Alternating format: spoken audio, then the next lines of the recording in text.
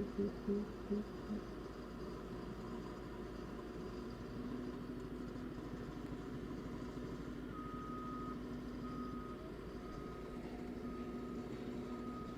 to go whenever you are. I think we're about to toss, so.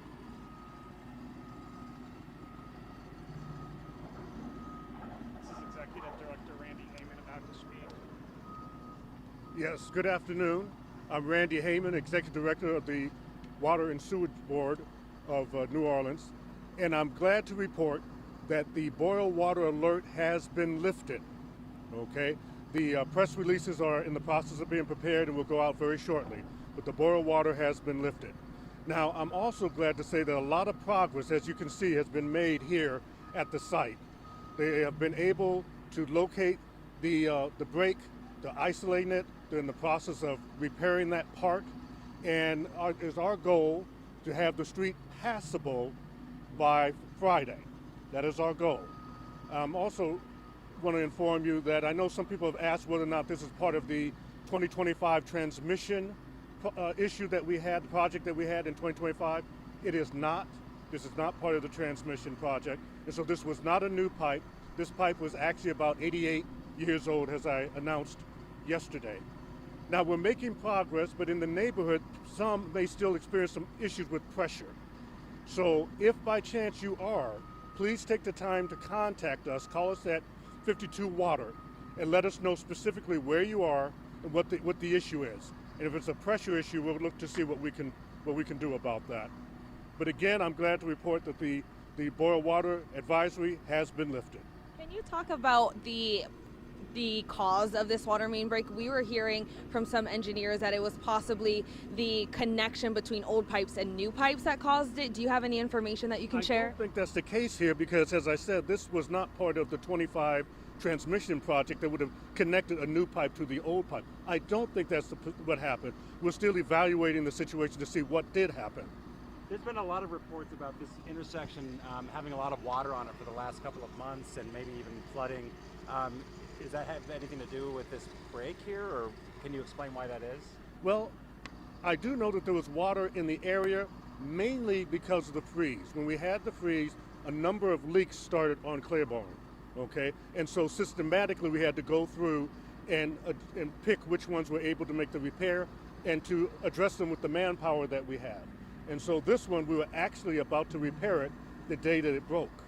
We're also seeing some water closer towards the Napoleon intersection, kind of a similar issue bubbling near the corner. Is there a concern there as well that there might be a water main break there soon? Well, the engineers are evaluating all of the leaks that we know of, and they'll make a determination of which one they were able to go to and make the adjustment. This is happening along the same stretch where businesses had to deal with construction and repairs for years following that sewer replacement project here. I know that pipe was not a part of that project, but businesses here say they feel like they can't catch a break. What's your response to that? Well, I apologize to them for the amount of inconvenience they've had to experience. Bottom line is we have an old system, and so it needs to be repaired. And it's a good thing that we were able to have the monies needed to do some construction on this street and make the repairs. And on this one, we're going to do what we can as quickly as we can and get out of the way and bring it back to normal for them. Executive Director, related to the pipe itself, is the expectation that the pipe that broke will simply be repaired, or is a new pipe ultimately being brought in? Well, a section of it will be replaced, and that's what we would normally do in this situation. A section of it is replaced. Now, a very similar situation happened just a few weeks ago on Panola Street, where we had another really large water main break, affected a lot of houses. Now we're having a lot of businesses being impacted. Is there anything that can be done to kind of check on the nearby pipes to make sure this doesn't keep happening and people don't keep getting disrupted? The last part, please. Is there anything that can be done to make sure that this doesn't keep happening now following these two really big back-to-back water main breaks? Excellent question. Excellent question. Often I'm in a position where I have to say, we know we have old pipes, we're trying to replace them, okay? And then there's always a funding issue that follows. I have been talking to our staff and to our engineers, and what I want us to do is think outside the box. I want us to look at the new technologies that are out there, and maybe we reinforce the sleeve, maybe we look at leak detection, maybe we look at other ways to analyze the condition of the pipe, Maybe we are able to slide a sleeve inside the pipe to give it durability. These are all things that we're able to do in 2026. And so what I want us to do is possibly put out an RFI, request for information, and we will challenge the entrepreneurs in the business sector to bring us new ideas that we can use and implement them here in New Orleans. Going Are off other of that, sections we of the pipe also 88 years old, and are they also at risk for the same thing happening? Well, a lot of our pipes are 88 years old. So the fact that we make a repair here doesn't mean that we couldn't have an issue 3 blocks down the road. That's where we are. Now, as I said before in other newscasts, there are situations where other cities are able to repair on a maintenance plan a certain amount of pipe every year. We do not have the funding to do that. So also, at the same time where we're going to think outside the box and push for new technologies and new processes, we're also going to continue to beat the drum and talk in Washington and in Baton Rouge to request funding and try to get as much that we can to come back here so we can develop those type of projects. The bottom line is we have an old system, and until we have a repair program that routinely replaces and repairs the system, we're going to have situations like this. But I'm thinking if we use new technology and new processes, we can think of ways that are cheaper, and then if we get the monies we need from Washington and from Baton Rouge, we'll be in a situation we could get on a healthy path of repairing our system. What's it going to cost to secure the system? Well, if we look at the water system, we're looking at about $200 million. When you look at it, because like the part we did at Panola, I think it was 1 mile was $20 million. So we have a lot to do.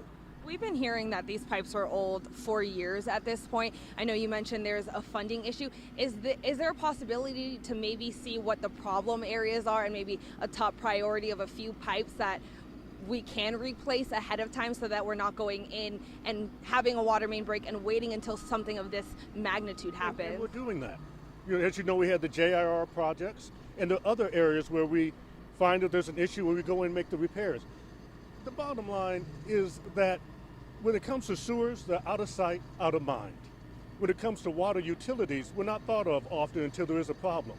But we have 1,400 water professionals who are working hard every day, and they're here digging up the street, replacing lines of pipe. They're in the offices dealing with different issues that they have to deal with. And so we are addressing it on site and digging up the pipes and replacing them, but there's more that needs to be done. And that's where there's a need for us to have additional funding.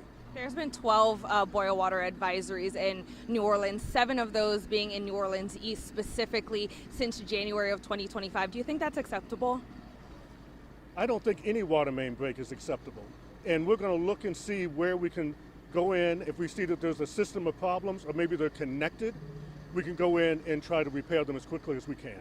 You said earlier that you were about to make a repair right at this intersection because of some of the water. What repair were you about to make, and is it tied to whatever happened here? Well, it is tied to the extent that there was a water leak, okay? And the water leak told us that there was an issue there. It was on our list of projects to do, and so on Monday we were going to come out and actually dig it up and take a look at it. You were scheduled on Monday to come and take a look at that water leak? That's what I was informed by the engineers, yes. Any support services for the businesses who are being forcibly closed off for this? Not at this time. I know sometimes when there's an issue, there's signs that go up if someone can't get to the business, and we'll put up signs to redirect people. But in this situation, no. And in all honesty, most of the businesses did not have water issues. 1 or 2 had some water and a little bit of dirt, mud, but for the most part, it was minimal. So water service has been restored to all the customers around here? Yes, it has. But the water pressure is down in some parts. Thank you. Thank you so much. Okay, thank you so much. All right, you guys just heard from Executive Director of the Sewerage and Water Board New Orleans.